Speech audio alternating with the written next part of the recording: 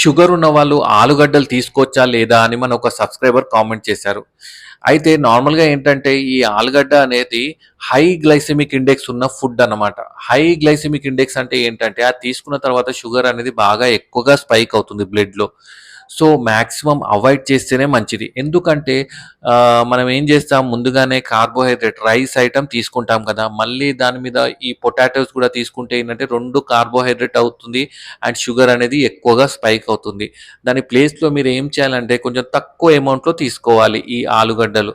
Regular basis మీద కాదు, అకేషనల్‌గా అలా తీసుకోవాలి. తక్కువ మోతాదులో తీసుకోవచ్చు అప్పుడప్పుడు. అలా తీసుకుంటే మీ షుగర్ గూడా మంచిగా కంట్రోల్‌లో ఉంటుంది. లేదు మీరు వారంలో 2, 3 సార్లు ఈ ఆలుగడ్డ కర్రీ ఎక్కువగా తీసుకున్నారనుకోండి, ఈ రైస్ ప్లస్ ఈ ఆలుగడ్డ ఈ 2 కార్బోహైడ్రేట్ అవ్వడం వల్ల షుగర్ అనేది బాగా ఎక్కువగా పెరుగుతుంది. సో, బెస్ట్ ఏంటంటే అకేషనల్‌గా తీసుకోండి అండ్ తక్కువ మోతాదులో తీసుకోండి. అర్థమైంది గదా! Thank you.